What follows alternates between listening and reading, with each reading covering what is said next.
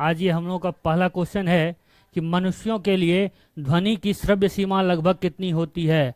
श्रव्य सीमा कितनी होती है दोस्तों, आप लोग जल्दी से जल्दी कमेंट में बताएं कि आप लोग का श्रव्य सीमा, आप कितने से कितने हर्ज के बीच का साउंड सुन सकते हैं, कितने से कितने के बीच का साउंड आप लोग सुन सकते हैं। गुड इवनिंग सबको। राकेश जी बिल्कुल, अच्छा पढ़ाना तो अलग बात है, बस हम और आप तो सब बीपीएससी तैयारी की भी तैयारी करवाया जा रहा है सर। यहाँ 2-2:30 बजे से शालू मैम और खुशबू मैम एक बैच लेके आती है बीपीएससी तैयारी का। बात रही जहाँ जीके जीएस की, तो वो एनटीपीसी में भी आप देख सकते हैं। प्रवीण जी गुड इवनिंग। जल्दी जल्दी से इसका आंसर सब बताएंगे कि 20 हर्ट्ज से मनुष्यों की ध्वनि की श्रव्य सीमा कितनी होती है। श्रव्य सीमा की बात हो रही है, आप कितने से कितने के बीच का साउंड सुन सकते हैं, साउंड कितने से कितने के बीच का सुन सकते हैं। जल्दी से जल्दी सब आंसर करेंगे। अनु कुमारी गुड इवनिंग सबको, गुड इवनिंग सबको। जल्दी जल्दी शेयर कीजिए अपने दोस्तों के बीच इस सेशन को, और इस पहले क्वेश्चन का आंसर देना है आप लोगों को। इस फर्स्ट क्वेश्चन का आंसर आप लोगों को करना है जल्दी से जल्दी।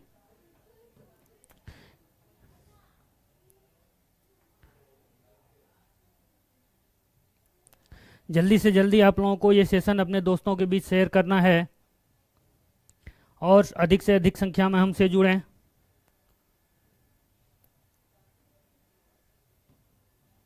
सबका कमेंट आ रहा है, मैं सबका कमेंट देख रहा हूं।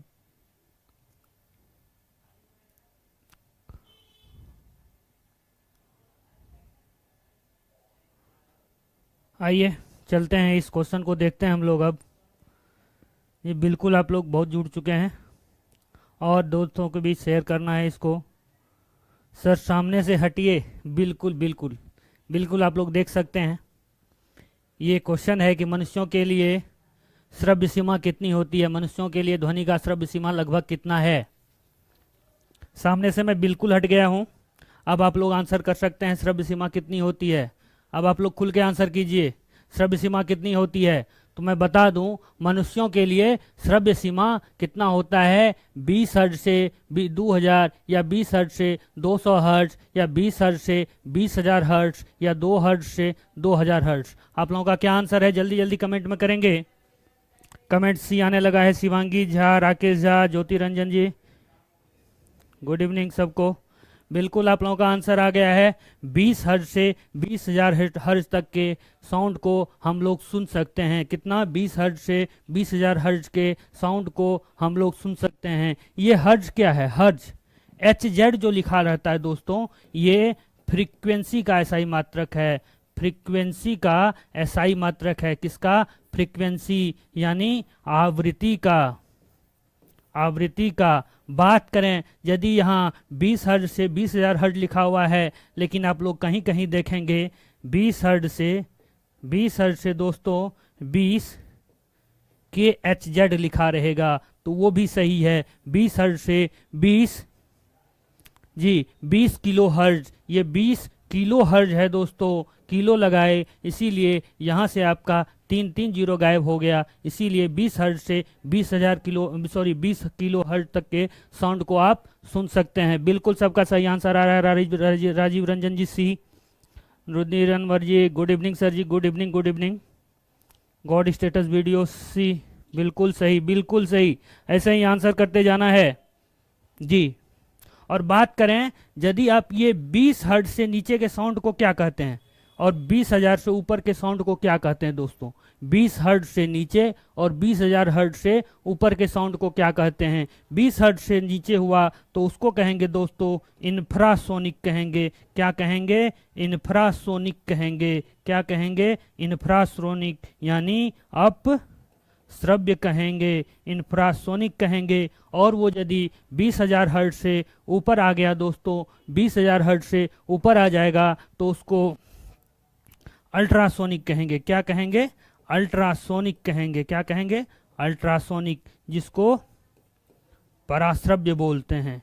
क्या बोलते हैं, पराश्रव्य बोलते हैं।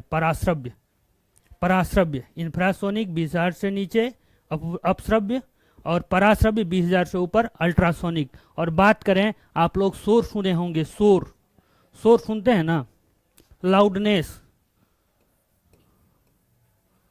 लाउडनेस यानी शोर की बात हो रही है। किसकी बात हो रही है? शोर, यानी हम लोग जो आम बोलचाल, ये भाषा ये बोल रहे हैं हम लोग, साउंड जो जनरेट कर रहे हैं, इसका कितना फ्रिक्वेंसी होता है दोस्तों? तो इसको नापा जाता है, शोर को नापा जाता है डेसिबल में। किसमें नापा जाता है दोस्तों? डेसिबल में। आप लोग कमेंट में जल्दी से जल्दी बताएं कि हम लोग आम बोलचाल भाषा में कितने डेसिबल तक बात करते हैं।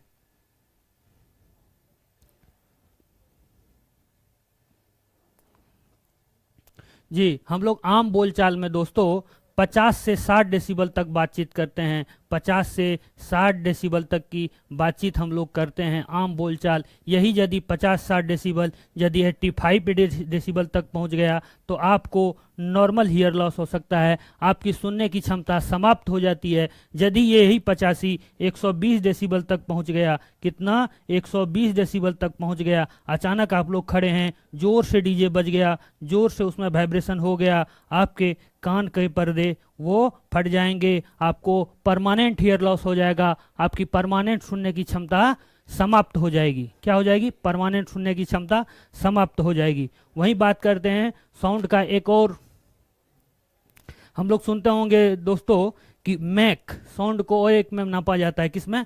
मैक में नापा जाता है। किसमें? यही लिखते हैं MAC, मैक। मैक में लगभग ये मिसाइल का स्पीड नापा जाता है। मैक, इस पर मिसाइल के स्पीड को मैक में दर्शाया जाता है। किस में दर्शाया जाता है? मिसाइल के स्पीड को मैक में दर्शाया जाता है दोस्तों। एक मैक बराबर होता है दोस्तों लगभग 340, एक मैक बराबर होता है 340.29 मीटर पर सेकेंड, जो निर्वात में साउंड की स्पीड होती है। कितना? निर्वात में साउंड की स्पीड इतनी ही होती है, 240.29 मीटर पर सेकेंड निर्वात में साउंड की स्पीड होती है। और सबसे ज़्यादा साउंड का स्पीड किसमें होता है?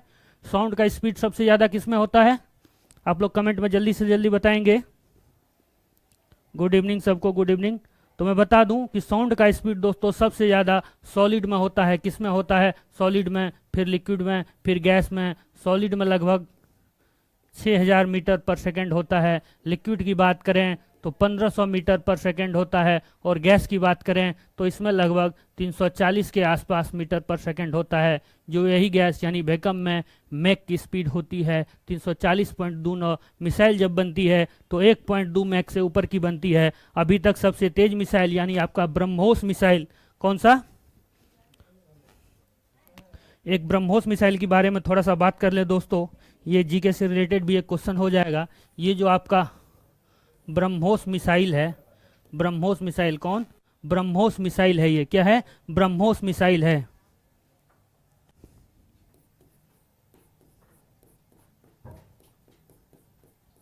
ये ब्रह्मोस मिसाइल दोस्तों इंडिया के द्वारा, इंडिया और रसिया से मिल, इंडिया और रसिया दोनों मिलकर इसको बनाया है। कौन कौन बनाया था?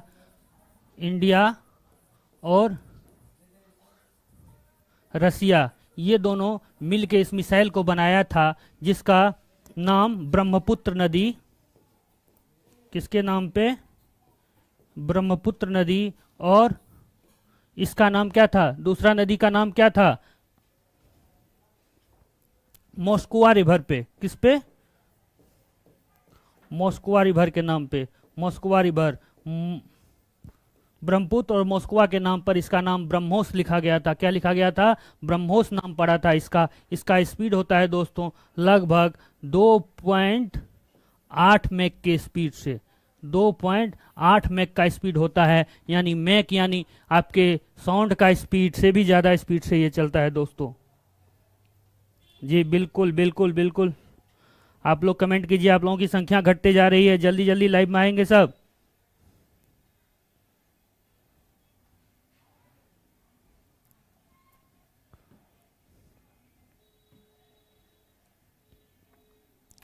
कमेंट करेंगे जल्दी जल्दी।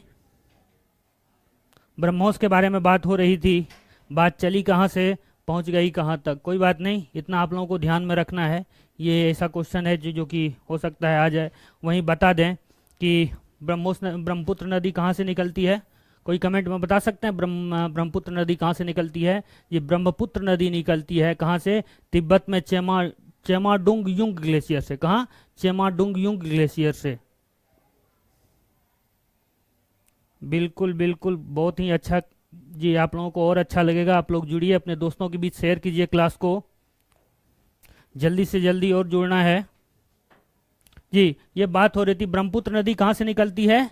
चेमाडुंग युंग ग्लेशियर से निकलती है। और भारत में कहाँ से प्रवेश करती है दोस्तों? भारत में नामचा बारवा से प्रवेश करती है। अरुणाचल प्रदेश के पास नामचा बारवा, वहाँ से ये इंडिया में प्रवेश कर जाती है। ब्रह्मोस का नाम ब्रह्मपुत्र और मोस्कवा रिवर पे पड़ा था, इंडिया और रशिया मिलकर बनाया था, जिसका स्पीड अभी 2.8 मैक स्पीड तक है। इसको बाद में बढ़ाने की कोशिश की जा रही है और इस पर एक्सपेरिमेंट किया जा रहा है। चलते हैं आज हम लोग नेक्स्ट क्वेश्चन की तरफ। हम लोग का नेक्स्ट क्वेश्चन है दोस्तों कि एक कार 72 किलोमीटर पर आवर की गति से चल रही है। कितने के स्पीड से? 72 किलोमीटर पर आवर की स्पीड से चल रही है। ब्रेक लगने के बाद इसे रुकने में 4 सेकंड लगता है। कितना स्पीड है? हर एक डाटा को ध्यान में रखना है। 72 किलोमीटर पर आवर स्पीड है और ब्रेक लग रहा है। ब्रेक लगने के बाद 4 सेकंड में ये रुक रहा है। यदि कार का द्रव्यमान 1000 केजी है, 1000 केजी द्रव्यमान है, तो ब्रेक लगने के बाद बल का परिमाण निकालना है। बल कितना लग रहा है? ब्रेक लगने के बाद 1000 किलो की कार है, स्पीड है 72 किलोमीटर पर आवर जी।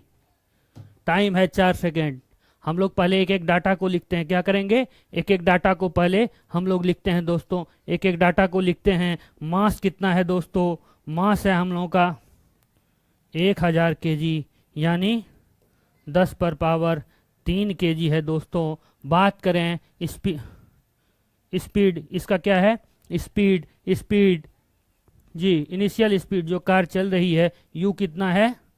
72 किलोमीटर पर आवर है। 72 किलोमीटर पर आवर है। ध्यान देना है, यहाँ पर आवर की बात हो रही है। किसकी बात हो रही है? पर आवर की बात हो रही है। और टाइम कितना है? 4 सेकेंड है। टाइम कितना है? 4 सेकेंड है। जल्दी जल्दी आप लोग इसको सॉल्व करेंगे, जल्दी जल्दी सब इसको सॉल्व करेंगे। कमेंट में जी बता दूं, इसका फाइनल वेलोसिटी कितना है? 0, क्योंकि कार रुक गई है। अब जल्दी जल्दी आप लोग इसको सॉल्व कीजिए, जल्दी से सब सॉल्व करेंगे इसको। देखते हैं किसका आंसर आज पहले आता है। पहले तो यू को किलोमीटर पर आवर से मीटर पर सेकंड में कन्वर्ट करना है। यू को, ये कितना है? 72 किलोमीटर पर आवर है। 72 किलोमीटर पर आवर को मीटर पर सेकंड में कन्वर्ट करने के लिए हम लोग 72 को 1000 से मल्टीप्लाई करेंगे और 3600 से डिवाइड कर देंगे दोस्तों। तो ये कितना हो जाएगा? 20 मीटर पर सेकंड के स्पीड से ये कार चल रही थी। 20 मीटर पर सेकंड के स्पीड से ये कार चल रही थी। अब हम लोगों को फोर्स निकालना है। फोर्स का परिणाम क्या है? फोर्स बराबर होता है, F बराबर होता है mass into acceleration. Mass into acceleration, mass into acceleration. Mass यानी द्रव्यमान, ए यानी त्वरण। अब यहाँ त्वरण निकालना है, ए की बात हो रही है, तो ए को निकालने के लिए त्वरण होता है दोस्तों final velocity minus initial velocity बट्टे टाइम। मतलब ये कार का अंतिम वेग है। भी क्या है? कार का अंतिम वेग है। यू क्या है? कार का जब शुरुआत हुआ था उस टाइम क्या स्पीड था और कितना टाइम लगा रुकने में, कितना टाइम लगा रुकने में। यदि हम बात करें भी, कार तो फाइनली रुक गई थी, तो फाइनल वेलोसिटी हम लोगों की 0 है। बात करें कार की स्पीड कितनी थी? 20 मीटर पर सेकेंड थी। और टाइम कितना लगा दोस्तों? टाइम लगा 4। यदि हम इसको काट दें तो ये कितना हो जाएगा? ये हो जाएगा 5 मीटर पर सेकेंड। लेकिन यहाँ निगेटिव साइन है। क्या है? निगेटिव साइन है। आप लोगों को पता होना चाहिए जब आप एक्सेलरेशन निकालते हैं और वहाँ निगेटिव साइन आ जाए तो वो कुछ नहीं, वो हम लोगों का स्पीड डिक्रीज, यानी स्पीड डिक्रीज हो रहा है, उसको डिनोट करता है, उसको संकेत करता है। माइनस लगने के बाद एक्सेलरेशन में, त्वरण में यदि माइनस लगा हो तो यानी आपका स्पीड डिक्रीज हो रहा है, एक्सेलरेशन निगेटिव हो रहा है, एक्सेलरेशन स्पीड घटते जा रहा है। अब बात करेंगे हम अब ये हमारा ए आ गया, क्या आ गया ए, 5 मीटर पर सेकेंड, और मास हम लोगों के पास है 1000 केजी है। अब जल्दी जल्दी आप लोग इसका फोर्स निकालिए। फोर्स का वैसे मैंने फार्मूला यहाँ लिख दिया है, F बराबर ma वहाँ लिख दिया है। जल्दी जल्दी आप लोग कमेंट में बताएंगे। गुनगुन झा सी एक बार और आप रिवाइज कीजिए। गुनगुन झा ट्राई कीजिए एक बार और, सबको क्लास में बने रहना है जी। गॉड स्टेटस वीडियो बिल्कुल सही आपका, तिब्बत बिल्कुल सही था। ब्रह्मपुत्र नदी का आगमन वहीं से होता था सर, बहुत बिल्कुल आप लोग ऐसे बने रहें। अब बात करें, हम लोग को फोर्स निकालना है इसका। F बराबर होता है दोस्तों ma होता है 10⁻³ आपका मास है यानी द्रव्यमान है, एक्सेलरेशन है आपका 5। यदि हम लोग इसको मल्टीप्लाई करेंगे तो 5.0 गुना 10⁻³ न्यूटन, कितना 5 गुना 5.0 इंटू 10⁻³ न्यूटन। किसका किसका आंसर आया सही?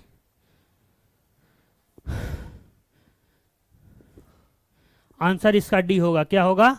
आंसर इसका डी होगा 5.0 इंटू 10। देखिए क्या हुआ, मैं थोड़ा सा आप लोगों को यहां बता दूं, जिसको अभी समझ में नहीं आया होगा।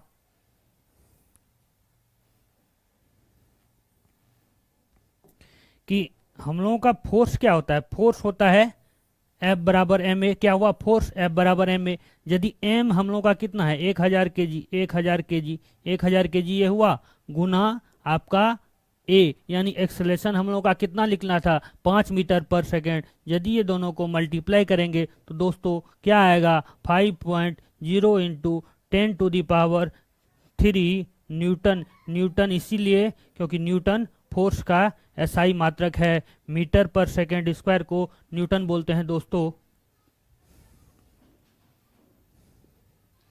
किसका किसका आंसर सही है? आप लोग आंसर कमेंट नहीं कर रहे हैं दोस्तों, जल्दी जल्दी आंसर करना है सबको, आंसर देते रहना है आप लोगों को जी। गुड इवनिंग सबको, अभी तक गुड इवनिंग चल रहा है। आप लोगों के सामने सवाल आ रहा है, उसका आंसर करना है आप लोगों को। चलते हैं नेक्स्ट क्वेश्चन की तरफ। आज हम लोगों का नेक्स्ट क्वेश्चन है दोस्तों कि समय के साथ किसी वस्तु का वेग दिखाने के लिए, वेग यानी वेलोसिटी दिखाने के लिए, वेलोसिटी की बात हो रही है दोस्तों, वेलोसिटी दिखाने वाले ग्राफ को क्या कहा जाता है? ग्राफ की बात हो रही है, वेलोसिटी दिखाने वाली ग्राफ को क्या कहा जाता है? समय के साथ टाइम और वेलोसिटी ग्राफ की बात हो रही है। टाइम और वेलोसिटी ग्राफ की बात हो रही है दोस्तों, टाइम और वेलोसिटी, तो इसको बोलते हैं समय वेग ग्राफ। क्या बोलते हैं? ये रहा आपका एक्स एक्सिस, ये रहा आपका वाई एक्सिस। यहाँ पे हम लोगों का वेलोसिटी होगा दोस्तों, सॉरी हिंदी में ही चलते हैं, इसको वेग, और ये हुआ आपका समय। क्या हुआ? ये हुआ वेग और ये आपका हुआ समय। अब हम लोग देखते हैं, ये 3 टाइप का ग्राफ होता है। समय वेग ग्राफ 3 टाइप का होता है। मैं तीनों को समझा दूं, हो सकता है तीनों एग्जाम में आ जाए आपका। ये 3 टाइप का ग्राफ होता है समय वेग ग्राफ, जिसमें सब में ये वेग है और ये समय है। क्या है? वेग और समय, वेग और समय, वेग और समय। क्या है? ये वेग है और ये समय है। वेग समय ग्राफ इसको बोलते हैं। इसको बोलते हैं वेलोसिटी टाइम ग्राफ बोलते हैं दोस्तों। ये आपका एक्स एक्सिस है। जब कोई वस्तु यूनिफॉर्म स्पीड से चले, एकदम स्पीड में चलते जा रहा है, वेग और समय के ग्राफ से हम लोगों को क्या मिलता है? एक्सेलरेशन मिलता है। एक्सेलरेशन मिलता है दोस्तों, यानी त्वरण मिलता है। क्या मिलता है? त्वरण मिलता है। वेग और समय के ग्राफ से हम लोगों को त्वरण मिलता है। जब कोई एकदम समान वेग से आप बाइक चला रहे हैं, 50 के स्पीड पे एक्सीलेटर देके एक्सीलेटर को रोके हुए हैं, आप यूनिफॉर्म स्पीड से चल रहे हैं, यूनिफॉर्म एक्सीलरेशन से चल रहे हैं, आपका वेग समान है, यानी आपका समय के साथ त्वरण और वेग समान है, तो आपका समय वेग समान होने के कारण आपका एक्सेलरेशन भी यूनिफॉर्म है। अब बात करें, यदि आप वेग एकदम कांस्टेंट रखे हुए हैं, आप 40 के स्पीड पे एकदम बने हुए हैं, ना 40 से घट रहे हैं ना 40 से बढ़ रहे हैं, तब आप यूनिफॉर्म स्पीड में चल रहे हैं, इसमें आपका एक्सेलरेशन जीरो हो रहा है। कितना एक्सेलरेशन हो रहा है दोस्तों? जीरो एक्सेलरेशन हो रहा है। एक्सेलरेशन होता है यदि वस्तु का चाल प्रत्येक सेकेंड बढ़े, इसमें तो कोई चाल बढ़ नहीं रहा है, इसमें एक्सेलरेशन यानी त्वरण त्वरण जीरो होता है। अब यदि बात करें कि एक्सेलरेशन का घटना, एक्सेलरेशन यदि समय समय से घट रहा है, तब हम लोग उसको बोलते हैं दोस्तों, ये पर सेकेंड एक्सेलरेशन घट रहा है। यदि हम लोग को इसमें त्वरण निकालने के लिए बोले तो इसका फॉर्मूला होता है इस एरिया में area under curve, area under curve. इस कर्व एरिया के नीचे का जितना क्षेत्रफल है वो निकलेगा हम लोगों का एक्सेलरेशन दोस्तों। अब बात करें, जी हाँ, इसको डिनोट करने के लिए यदि आप लोग फिर पढ़ेंगे तो देखे होंगे dv/dt लिखा रहता है। क्या लिखा रहता है? dv/dt लिखा रहता है, यानी per unit velocity per unit change but time per unit time change. जितना वेलोसिटी में चेंज हो रहा है पर यूनिट टाइम में कितना चेंज हो रहा है, dv/dt। चलते हैं नेक्स्ट क्वेश्चन की तरफ। तो इसका आंसर हो जाएगा वेग और समय ग्राफ। आज का नेक्स्ट क्वेश्चन है कि दिए गए कथनों में ए और बी में से कौन सा सत्य है। आप लोग पढ़ेंगे ए और बी में कौन सा कथन सत्य है। गुरुत्वाकर्षण बल क्या है? दो वस्तुओं के द्रव्यमान के गुणन का सीधा अनुपातिक होता है, या दो वस्तुओं के बीच के दूरी का वर्ग का सीधा अनुपातिक होता है। अनुपातिक बोल रहा है। और बात करते हैं केवल बी सत्य है, ए सत्य है। ए और बी दोनों असत्य है। ए सत्य है जबकि बी असत्य है, और ए और बी दोनों सत्य है। जल्दी से जल्दी आप लोग कमेंट कीजिए इसका आंसर क्या होगा। जल्दी से जल्दी कमेंट करेंगे आप लोग। गुड इवनिंग ब्रजकिशोर पटेल जी, चंदन झा सर ए। ये पिछले क्वेश्चन का आंसर आपका बिल्कुल सही है चंदन जी। मोहन यादव 3 का ये बिल्कुल सही है। शिवांगी झा, सबका आंसर सही आ रहा था। बिल्कुल बिल्कुल, Gungun Jha, Shivangi Jha, Moni Jha, God status video, बिल्कुल आप लोग ऐसे ही बने रहें, चैट में बने हैं, सवाल का जवाब सेंड करते रहें। Brajkishore Patel, good evening sir, good evening. Brajkishore Patel C, A सत्य है जबकि बी असत्य है। चलते हैं आपके कमेंट को देखते हैं। ए सत्य है जबकि बी असत्य है। चलते हैं दोस्तों, इसको देखते हैं। सबसे पहले हम लोग बात करते हैं गुरुत्वाकर्षण की बात करते हैं। किसकी बात करते हैं? गुरुत्वाकर्षण की बात करते हैं। ये क्या होता है? Force directly proportional to m1 m2 by R square. m1 m2 by R square, यानी फोर्स जो होता है दोस्तों, फोर्स यानी बल, यानी ग्रेविटेशनल फोर्स की बात हो रही है यहाँ, वो समानुपाती यानी अनुपातिक या समानुपातिक, डायरेक्टली प्रोपोर्शनल किसका होता है? दोनों के बीच के मास का गुणनफल का, m1 m2 के गुणनफल का सीधा अनुपातिक होता है, डायरेक्टली प्रोपोर्शनल होता है। तो हम लोग का ये तो सही है। बात करें दो वस्तुओं के बीच के दूरी के वर्ग का सीधा अनुपातिक, यहाँ डायरेक्टली प्रोपोर्शनल तो नहीं है, दोनों के बीच का डिस्टेंस आर स्क्वायर है, इसका इन्वर्सली प्रोपोर्शनल है, यानी अनुपातिक नहीं। ये क्या है? व्युत्क्रमानुपाती है। व्युत्क्रमानुपाती है, उल्टा है, व्युत्क्रमानुपाती है, इन्वर्सली प्रोपोर्शनल है। तो ये हम लोगों का गलत है। ए सही है और बी गलत है। बिल्कुल सही, आप लोगों का आंसर बिल्कुल सही था। अब बात करें, यदि हम फोर्स इज इक्वल टू करेंगे तो जी m1 m2 by R square होता है। जी का वैल्यू क्या होता है? जी का वैल्यू क्या होता है? आप लोग कमेंट में जल्दी से जल्दी बताएं। जी एक यूनिवर्सल कांस्टेंट है दोस्तों। जी का वैल्यू क्या होता है?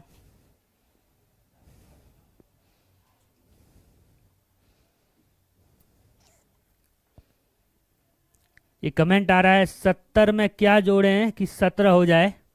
लगता है आप लोग आजकल प्रवचन को ज्यादा ही देख रहे हैं वृंदावन वाले बाबा की। वो तो वैसे ही महान है। आप लोगों को अपने फिजिक्स में मेरा हाथ टाइट है। कोई बात नहीं, फिजिक्स के क्लास में बने रहिए। टाइट का एकदम फिजिक्स का साइंस का सवाल उड़ा देना है, सारा सवाल उड़ेगा आप लोगों से, बस बने रहना है इस सेट में दोस्तों। जी कांस्टेंट की बात हो रही थी, यूनिवर्सल ग्रेविटेशनल कांस्टेंट की बात हो रही थी, जी नियतांक की बात हो रही थी। आप लोगों को बताना था कितना होता है। इसका होता है 6.67 into 10⁻⁻11 newton per metre square, sorry newton metre square पर केजी, न्यूटन मीटर स्क्वायर पर केजी, इसका होता है दोस्तों न्यूटन मीटर स्क्वायर पर केजी होता है।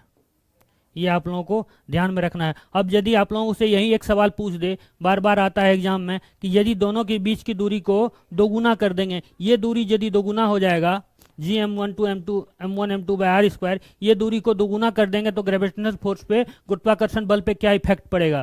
तब वो गुरुत्वाकर्षण बल यदि दूरी दोगुना की जाए, दोनों के बीच की दूरी जो है दोगुना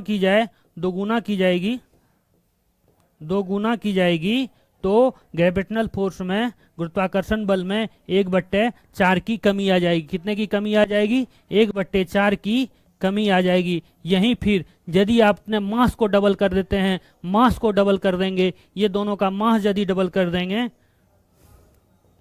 द्रव्यमान यदि दोगुना कर देंगे दोस्तों, द्रव्यमान दोगुना करने से आपका गुरुत्वाकर्षण बल यानी ग्रेविटेशनल फोर्स आपका दोगुना हो जाएगा। क्या हो जाएगा? ये भी डबल हो जाएगा, ये भी डबल हो जाएगा दोस्तों, ध्यान में रखना है। चलते हैं नेक्स्ट क्वेश्चन की तरफ।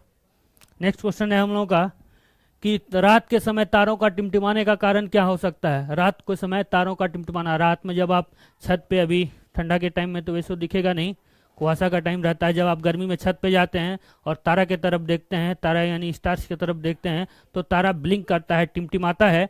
वो किसके कारण होता है?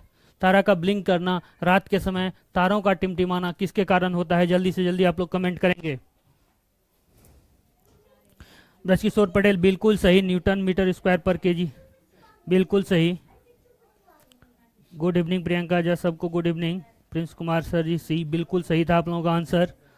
म्यूजिकल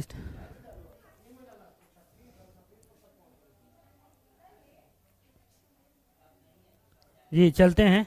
तो होता क्या है? वायुमंडलीय अपवर्तन के कारण दोस्तों, वायुमंडलीय अपवर्तन के कारण आपका तारों का टिमटिमाना दिखता है। किसके कारण? वायुमंडलीय अपवर्तन के कारण।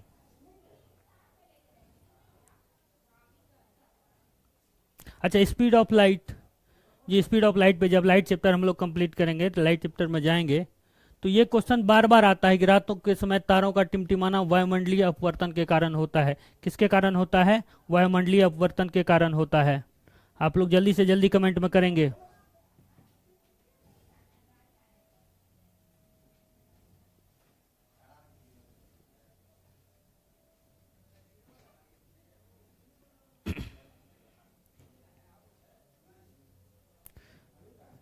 ये होता है किसके कारण? डी, अनु कुमारी डी। ये प्रकीर्णन नहीं, रिफ्रैक्शन होता है, एटमॉस्फेरिक रिफ्रैक्शन इसको बोलते हैं। क्या बोलते हैं? एटमॉस्फेरिक रिफ्रैक्शन बोलते हैं, एटमॉस्फेरिक रिफ्रैक्शन इसको बोलते हैं। होता क्या है? रिफ्रैक्शन क्या होता है? जब लाइट सरल माध्यम यानी रेयर से डेंस की तरफ आती है तो अपने डेंस की तरफ आएगी तो वो अपने नॉर्मल के तरफ झुक जाएगी। यही यदि सघन से विरल की ओर आएगी तो नॉर्मल से दूर भाग जाएगी। क्या होगी? नॉर्मल से दूर भाग जाएगी। इसमें प्रकाश के वायुमंडलीय अपवर्तन यानी रिफ्रैक्शन का और भी उदाहरण है। क्या क्या उदाहरण है आप लोगों को आप लोग याद रखिए, उसको डायरेक्ट क्वेश्चन में आता है। देखते होंगे मेला बाजार में जाते होंगे तो वहाँ क्या होता होगा? बाल्टी में एक सिक्का डालने वाला खेल होता है। बाल्टी रखा रहता है, कहता है जो इसमें सिक्का डाल देगा वो ग्लास में सिक्का चले जाएगा तो उसको फिर उसका 5 गुना 10 गुना मिलता है। तो ऐसा इसलिए नहीं होता है, वो अपवर्तन के कारण ग्लास रहता कहीं और है, नजर आप लोगों को कहीं और आता है। ग्लास रहता है पेंदी में, वो आप लोगों को उठा हुआ नजर आता है। वो भी किसके कारण होता है? वायुमंडलीय अपवर्तन, रिफ्रैक्शन के कारण होता है दोस्तों। रिफ्रैक्शन के कारण होता है। जब आप पानी में छड़ डालते हैं, पेंसिल डालते हैं, वो टेढ़ा दिखता है, उसका भी कारण रिफ्लेक्शन है, रिफ्रैक्शन है। और जब आप बाल्टी का तल देखते हैं, पानी भरा हुआ बाल्टी में है, उसका पेंदी आप लोगों को थोड़ा सा ऊंचा दिखाई देता है, उसका भी कारण रिफ्रैक्शन ही है दोस्तों, अपवर्तन ही है। या फिर पेंदी में सिक्का डाला हुआ, सिक्का आप लोगों को थोड़ा सा ऊपर दिखता है, सबका कारण रिफ्रैक्शन है। यह आप लोगों को ध्यान में रखना है। चलते हैं नेक्स्ट क्वेश्चन की तरफ, देखते हैं किस किसने सही आंसर दिया। बिल्कुल सही मोनी यादव जी, बिल्कुल आंसर आपका सही था। ऐसे ही बने रहें। गॉड स्टेटस वीडियो, बिल्कुल आपका भी आंसर सही था। चलते हैं नेक्स्ट क्वेश्चन की तरफ कि मिश्रण प्रकृति में डैश हो सकता है। मिश्रण की बात हो रही है, किसकी बात हो रही है? मिक्सचर की बात हो रही है, मिक्सचर की बात हो रही है। आप लोगों को यह ध्यान नहीं देना है दोस्तों कि क्वेश्चन हिंदी मीडियम में है। मैं हर एक क्वेश्चन का एनालिसिस आपको इंग्लिश में भी कराता हूं, ताकि जो कुछ, वैसे तो लगभग इसमें 90% हिंदी मीडियम के ही स्टूडेंट होंगे, जो 10% के इंग्लिश मीडियम के होंगे उनको भी अच्छे से समझ आ जाए। तो आप लोगों को एनालिसिस पे ध्यान देना है। मिक्सचर प्रकृति में कैसा होता है? मिक्सचर के कितने टाइप हुए? मिक्सचर की बात करें, मिक्सचर की बात करें तो मिक्सचर पहले होता क्या है? मिक्सचर पहले क्या होता है दोस्तों?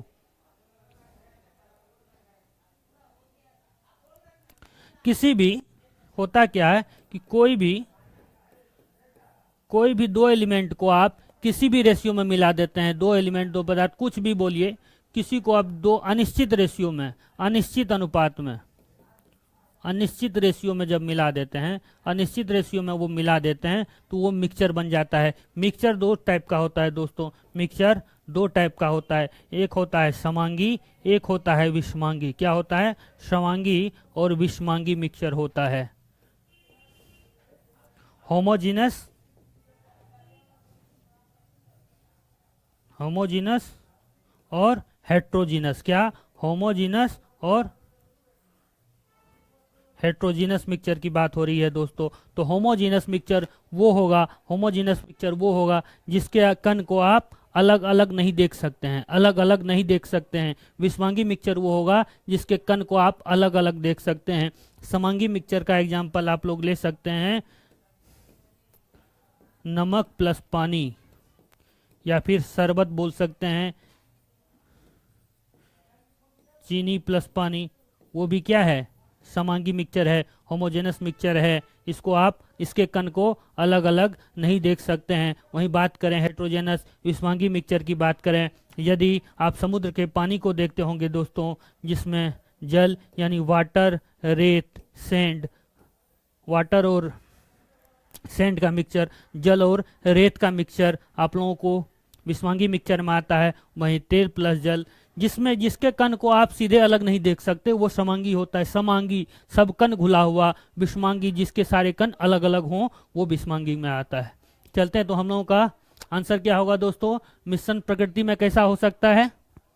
समांगी और विषमांगी दोनों हो सकता है। चलते हैं नेक्स्ट क्वेश्चन की तरफ। आज हम लोग का नेक्स्ट क्वेश्चन है कि मैग्नीशियम के 144 ग्राम में, 144 ग्राम में कितने ग्राम परमाणु मौजूद होते हैं? कितने ग्राम परमाणु मौजूद होते हैं? यहाँ मोल की बात हो रही है, ग्राम परमाणु की बात हो रही है। जी जल्दी से आप लोग कमेंट कीजिए। जी अमन जी बिल्कुल सही, homogeneous means uniform, while heterogeneous means uniform, non uniform. बिल्कुल सही, बिल्कुल सही। होमोजीनस मिक्सचर सब कुछ मिला हुआ रहता है, सब कुछ, और हेट्रोजीनस में सारे कण अलग अलग होते हैं। प्रिंस कुमार झा, सरे Prince Kumar Jha, good evening, good evening Prince ji. बात कर रहे हैं मैग्नीशियम के 144 ग्राम में, 144 ग्राम में कितने ग्राम परमाणु मौजूद हैं? कितने ग्राम परमाणु मौजूद हैं? अब हम बात करें मैग्नीशियम की, इसका एटॉमिक वेट कितना होता है? एटॉमिक वेट कितना होता है मैग्नीशियम का? 24 AMU होता है। ये MU एटॉमिक मास यूनिट कहते हैं। इसको क्या कहते हैं दोस्तों? एटॉमिक मास यूनिट बोलते हैं, एटॉमिक मास यूनिट बोलते हैं। ये आप लोग याद रखिएगा, एटॉमिक मास AMU में लिखा रहता है, एटॉमिक मास यूनिट में। इसका एटॉमिक मास यूनिट 24 है, और हम लोगों को बोला है कि 144 में कितना ग्राम परमाणु मौजूद है। यदि 1 ग्राम परमाणु का वेट इतना है, तो हमको निकालना है 144। तो 144 को यदि हम 24 से डिवाइड करेंगे, 144 को 24 से यदि हम डायरेक्ट डिवाइड कर देते हैं दोस्तों, तो ये हम लोगों का कितना आ जाएगा? कितना ग्राम परमाणु आ जाएगा? 6 आ जाएगा। तो हम लोग का आंसर क्या हो जाएगा? कैल्शियम के 144 ग्राम में कितने ग्राम परमाणु हुए? 6 हुए। कितने? 6 हुए। 7 का C। एक बार फिर से आप लोग संख्या निकालने के लिए, किसी का भी संख्या निकालने के लिए वो तत्व का जो भार दिया रहता है, किसी का भी संख्या पूछे तो आप लोग एक फॉर्मूला याद रखिएगा कि तत्व का भार बटा उस तत्व का एटॉमिक वेट, एटॉमिक मास। यदि किसी मॉलिक्यूल का पूछे तो उस मॉलिक्यूल का टोटल भार जितना दिया हुआ है और उस मॉलिक्यूलर मास कितना है, आणविक भार कितना है, वो आप लोगों को नीचे डालना है तो आप लोगों का आंसर आ जाएगा। शिवांगी झा बी, ब्रजकिशोर पटेल बी, बिल्कुल सही सर, सब लोग सही जा रहे हैं आज। गुनगुन झा बी, ऐसे ही आंसर करना है आप लोगों को, एक एक क्वेश्चन का आंसर सही देना है, प्रयास करना है। चलते हैं नेक्स्ट क्वेश्चन की तरफ कि निम्नलिखित में से किसने परमाणु के अविभाज्यता के बारे में बताया कि परमाणु को और कण में नहीं काटा जा सकता है। किसमें? परमाणु को और कण, परमाणु यानी एटम की बात हो रही है। किसकी बात हो रही है? एटम की बात हो रही है। एटम को किसने बताया था कि can not cut in any particles further, और अलग पार्टिकल्स में नहीं काटा जा सकता है। परमाणु को स्मॉलेस्ट पार्टिकल बताया था। तो बात करें हम लोग, आंसर किसका किसका आया है। आप लोग शेयर नहीं कर रहे हैं, बिल्कुल 8 आदमी अभी बने हुए हैं, जल्दी से जल्दी शेयर कीजिए आप अन्य लोगों को, अपने दोस्तों को। यदि सेशन अच्छा लग रहा है सब लोग जुड़ेंगे, सब लोग जुड़ेंगे, अपने दोस्तों के बीच शेयर कीजिए जिसको।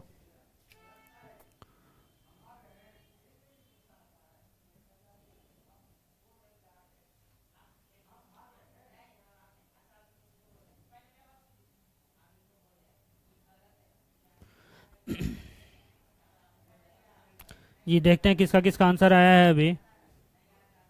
सोनू रॉक्स ए, गुनगुन झा ए, बिल्कुल। डाल्टन ने ही बताया था कि एटम को और फर्दन कण में नहीं काटा जा सकता है। इसने क्या बताया था? 3 उसके कण बताए थे, इलेक्ट्रॉन, प्रोटॉन, न्यूट्रॉन, जिसको बाद में डिस्कवर किया गया। दोस्तों बात करें वहीं गोल्डस्टीन की बात करें तो गोल्डस्टीन किसका खोज किया था? गोल्डस्टीन जो है ये प्रोटॉन का खोज किया था। किसका खोज कर डिस्कवरी किया था? प्रोटॉन का डिस्कवरी किया था। दोस्तों प्रोटॉन पे कितने चार्ज होता है? Plus 1.6 into 10 to the power minus 19 coulomb होता है। 1.6 into 10 to the power minus 19 coulomb charge होता है, लेकिन आवेश पॉजिटिव होता है, चार्ज पॉजिटिव होता है।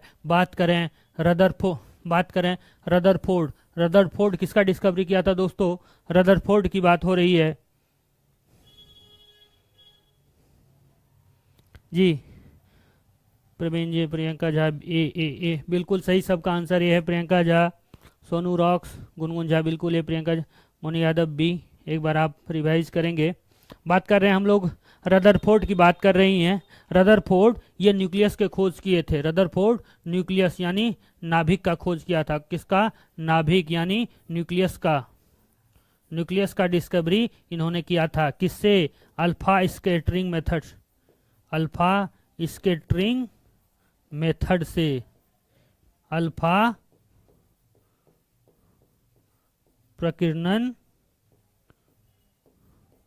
अल्फा प्रकीर्णन परीक्षण से किया था। इसमें किसका उपयोग उसने किया था? किसका? पोलोनियम का उपयोग किया था उसने,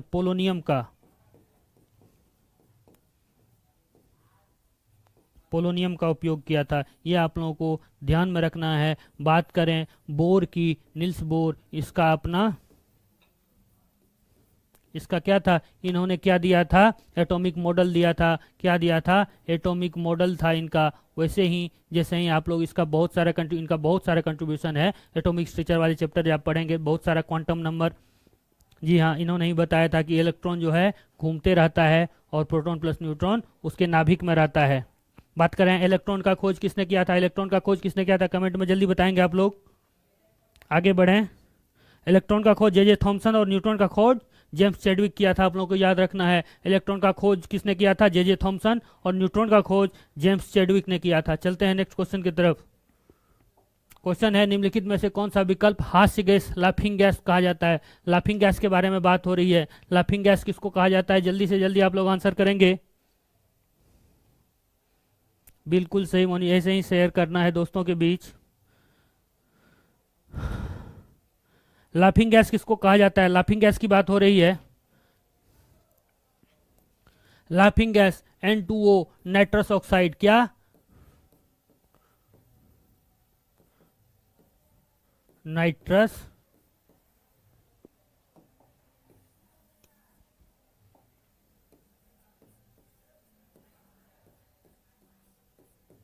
नाइट्रस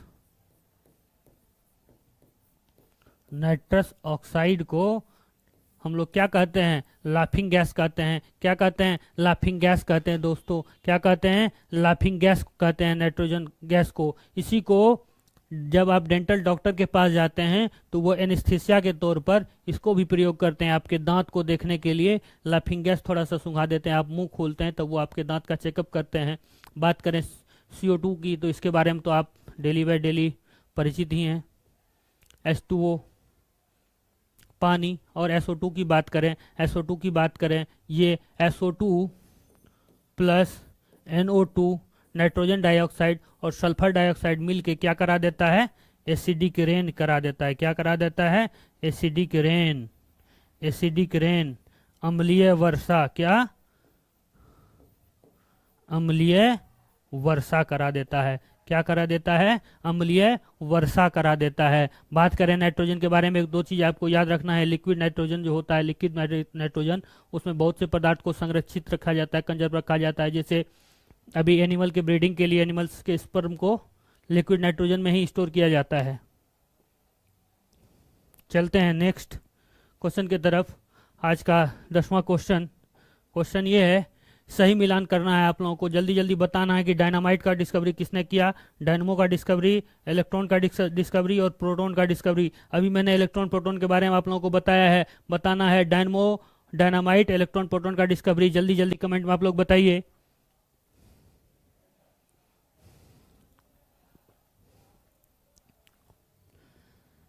डायनामाइट के बारे में बात हो रही है। डायनामाइट, डायनामाइट का डिस्कवरी किसने किया था? चलो मैं बता देता हूं। डायनामाइट का डिस्कवरी अल्फ्रेड नोबेल ने किया था। कौन किया था? अल्फ्रेड नोबेल साहब किए थे डायनामाइट का डिस्कवरी। किसी का आंसर? नो का ए। नो का ए बिल्कुल सही है आपका। ऐसा जी बिल्कुल सही। गुनगुन जी, ये शिवांगी जी, ये बिल्कुल सही। आप लोगों का बिल्कुल सही आंसर आ रहा है। ब्रिजकिशोर पटेल जी बिल्कुल सही आंसर। मोनी यादव, प्रियंका झा, सबका सही आंसर आ रहा है। आज तो सब धूम मचाए हुए हैं। R1, आर का 1, इलेक्ट्रॉन। इलेक्ट्रॉन, इलेक्ट्रॉन का जे थॉमसन अभी मैंने ही आपको बताया, सबको बताया। बहुतों को पता है, ऐसा नहीं है। इस बैच में आने वाले सब स्टूडेंट अच्छे खासे तैयारी किए हुए हैं, सबका अच्छा खासा तैयारी है। बस बात यह है कि क्वेश्चन की प्रैक्टिस नहीं कर पा रहे हैं। आप लोगों को क्वेश्चन का ज़्यादा से ज़्यादा प्रैक्टिस करना है। यहाँ के प्रैक्टिस पेपर से जुड़ना है वेदांत एकेडमी से, और प्रैक्टिस पेपर यहाँ लगाया जाता है। बस इस बार कोई ना कोई नौकरी में पार, कोई ना कोई जॉब लेके निकलना है यहाँ से। Dynamite, Alfred Nobel. बात करें डायनमो की, डायनमो का डिस्कवरी माइकल फैराडे ने किया था। किसने किया था डायनमो का डिस्कवरी? माइकल फैराडे किया था। और प्रोटॉन का खोज, डिस्कवरी रदरफोर्ड ने किया था। रदरफोर्ड ने किया था। एस का 2, एस का 2, प्रोटॉन का डिस्कवरी, प्रोटॉन की डिस्कवरी बात हो रही है। प्रोटॉन के बारे में बात हो रही है ऐसा जी। वहाँ गलत, एक्चुअली टाइप ही गलत हो गया है।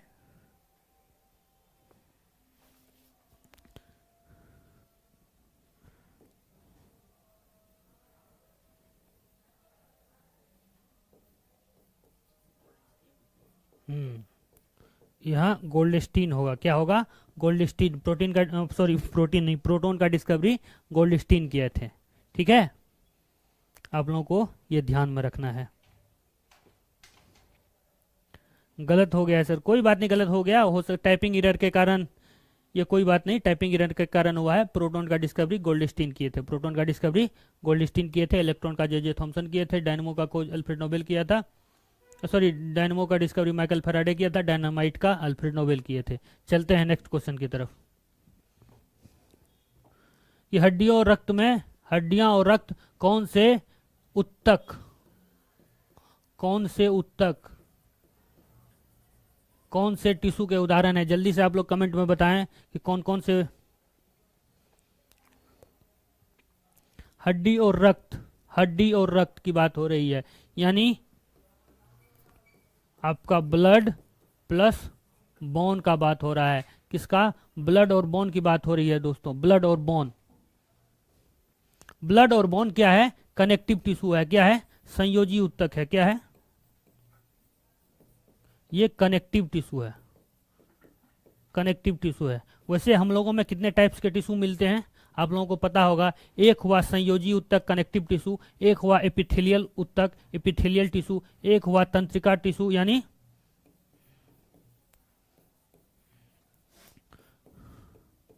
Nervous tissue. यानी हम लोगों के शरीर में एक संयोजी ऊतक, दूसरा एपिथेलियल, तीसरा तंत्रिका, और एक टिश्यू होता है हम लोगों में, एक होता है मस्कुलर टिश्यू। मस्कुलर टिश्यू होता है। क्या होता है? मस्कुलर टिश्यू, जिसको बोलते हैं पेशीय ऊतक बोलते हैं। क्या बोलते हैं?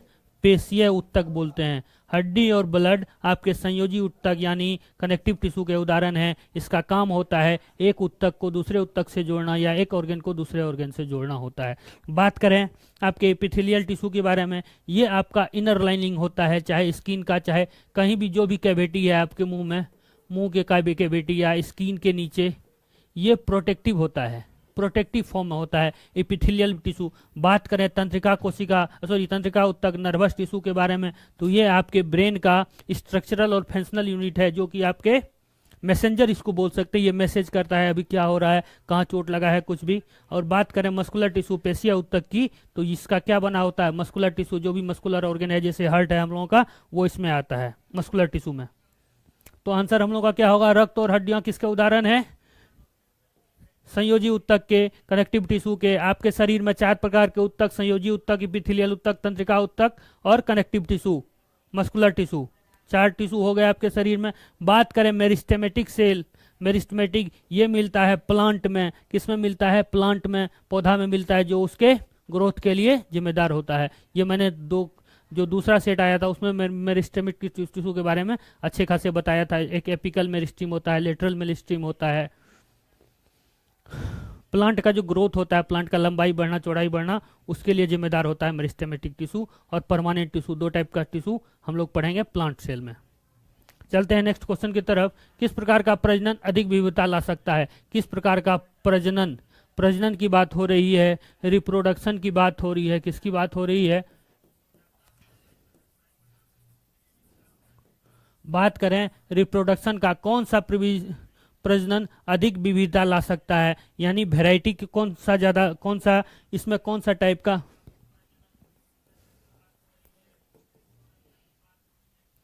वेरिएशन किस प्रकार के रिप्रोडक्शन से ज्यादा हो सकता है?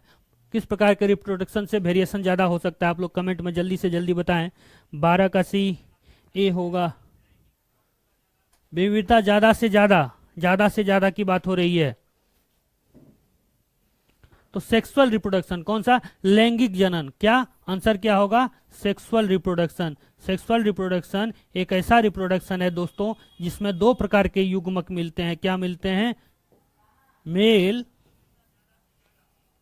मेल और फीमेल दोनों के युग्मक मिलते हैं और उससे सेक्सुअल रिप्रोडक्शन होता है। इसमें मेल और फीमेल दोनों इन्वॉल्व रहता है, नर और मादा दोनों इन्वॉल्व रहते हैं लैंगिक जनन में। बात करें पुनरुद्भवन की, बात करें पुनरुद्भवन की बात हो रही है। किसकी बात हो रही है? पुनरुद्भवन की बात हो रही है, रीजनरेशन की बात हो रही है, रीजनरेशन की बात हो रही है। तो रीजनरेशन आपने देखा होगा, हाइड्रा एक ऐसा होता है जीव, आप लोग देखे होंगे साइंस में, जब उसका एक पार्ट कट जाता है तो वो फिर से हाइड्रा बन जाता है। वहीं स्टार फिश आप लोग देखे होंगे, स्टार फिश ऐसे समुद्र में मिलने वाला एक जीव होता है जिसका यदि थोड़ा सा पार्ट भी कट जाए तो वो फिर से स्टार फिश बन जाता है। जिसका एक बड़ी पार्ट कटने से फिर से वो पूरा बन जाए तो वो पुनरुद्भवन यानी रीजनरेशन में आता है। बात करें मुकुलन, मुकुलन यानी बडिंग, मुकुलन दोस्तों बडिंग, किसकी?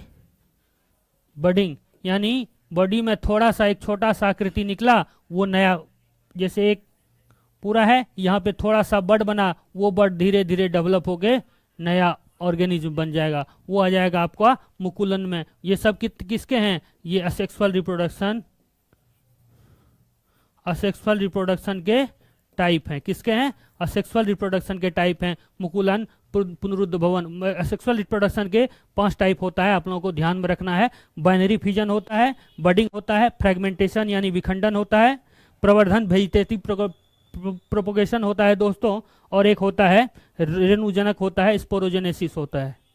वो 5 टाइप आप लोगों को याद रखना है। चलते हैं नेक्स्ट क्वेश्चन की तरफ। थियोफ्रेटस को निम्न में से किसका जनक कहा जाता है? रसायन विज्ञान यानी केमिस्ट्री की बात हो रही है दोस्तों, बात करें वनस्पति विज्ञान बॉटनी की बात हो रही है, भौतिक विज्ञान फिजिक्स की बात हो रही है, और ये जंतु विज्ञान आपके जूलॉजी की बात हो रही है। आप लोग जल्दी से जल्दी कमेंट में बताइए कि थियोफ्रेटस को किसका जनक कहा जाता है। थियोफ्रेटस की बात हो रही है। 13 का भी बिल्कुल सही, बिल्कुल सही सुशीला जी, बिल्कुल सही मोनी जी, सुप्रिया जी, अन्नू जी, वो आपका पिछले क्वेश्चन के लिए सही था। सुशीला जी बिल्कुल सही आंसर है आपका। थियोफ्रेटस को वनस्पति विज्ञान यानी बोटनी का जनक कहा जाता है। किसका जनक कहा जाता है? बोटनी का जनक कहा जाता है थियोफ्रेटस को। और रसायन विज्ञान का जनक कौन है? केमिस्ट्री का जनक कौन है? केमिस्ट्री का जनक कौन है दोस्तों? एंटोनी लेवोजियर। कौन?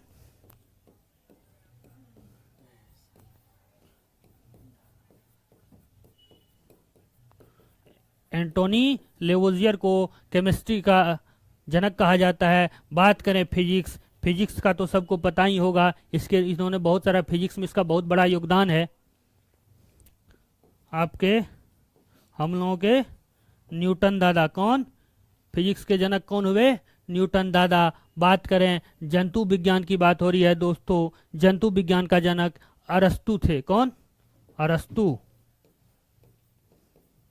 जंतु विज्ञान के जनक अरस्तु। वहीं यदि आप लोगों को पूछ दे अनुवांशिक का जनक कौन है, अनुवांशिकी, तो उसका होगा जॉर्ज ग्रेगर मेंडल साहब, जो कि पी पे पैसम सटाइबम पे एक्सपेरिमेंट किए थे। चलते हैं, हम लोग का आंसर इसका वनस्पति विज्ञान होगा। अब चलते हैं नेक्स्ट क्वेश्चन की तरफ। ये आज का लास्ट क्वेश्चन है दोस्तों, शायद नहीं। जठर रस गैस्ट्रिक जूस में डुबोने से पीएच का पेपर का रंग कैसा हो जाएगा? पीएच पेपर यानी लिटमस पेपर की बात हो रही है। लिटमस पेपर की बात हो रही है दोस्तों। लिटमस पेपर किससे मिलता था? लिटमस पेपर हम लोगों को लाइकेन से मिलता था। लाइकेन क्या है? लाइकेन सिम्बायोटिक रिलेशनशिप है, सिम्बायोटिक सहजीविता है। किसके बीच में? कवक और शैवाल के बीच में, एल्गी और फंजाई के बीच का एक ये सहजीविता सिम्बायोटिक रिलेशन है, जिससे हम लोगों को लिटमस मिलता है। बात हो रही है गैस्ट्रिक जूस यानी जठर रस की बात हो रही है। जठर रस कैसा होता है? एसिडिक होता है। कैसा होता है? एसिडिक होता है नेचर में, जो आपके पेट से निकलता है, जिसका पीएच 1.3 से 1.5 के बीच में होता है। बहुत ही खतरनाक एसिड होता है ये। हम लोग इससे पहले भी पढ़े हैं कि जब ब्लू लिटमस पेपर को मैंने एक ट्रिक आप लोगों को बताया था, अनिल, आप लोगों को शायद याद होगा कि एसिड में, अम्ल में नीला लिटमस डालेंगे तो वो लाल हो जाएगा। क्या हो जाएगा? अनिल। एसिड में नीला लिटमस लाल हो जाएगा। एसिड में नीला लिटमस लाल हो जाएगा। कैसा हो जाएगा? नीला लिटमस लाल हो जाएगा दोस्तों। एसिड है, जठर रस एसिडिक होता है, उसमें यदि हम नीला लिटमस पत्र डालेंगे तो उसका रंग लाल हो जाएगा। क्या हो जाएगा? लाल हो जाएगा। डी का एरिस्टो बिल्कुल सही अमन भक्ति जॉन, क्योंकि एसिड है। बिल्कुल सही अमन जी, एसिड है। तो एसिड में जब आप नीला लिटमस पेपर डालेंगे तो वो लाल हो जाता है। क्या हो जाता है? लाल हो जाता है। अनिल, जहां बात करेंगे क्षार की बात आएगी। क्षार आप लोगों को याद रखना है, क्षार से छलनी। क्या याद रखना है? क्षार से छलनी। क्षार यानी बेस में यदि लाल लिटमस डालेंगे तो वो नीला हो जाएगा। क्षार में लाल लिटमस डालने से नीला हो जाएगा। ये आप लोगों को याद रखना है। चलते हैं नेक्स्ट क्वेश्चन की तरफ। कि मानव शरीर में श्वसन वर्णक कहाँ पाया जाता है? श्वेत रक्त कणिका, लाल रक्त कणिका, प्लाज्मा और रक्त प्लाज्मा, और श्वेत रक्त कणिका और रक्त प्लाज्मा में। जल्दी से जल्दी आप लोगों को कमेंट में करना है। जी, हीमोग्लोबिन की बात हो रही है। श्वसन वर्णक,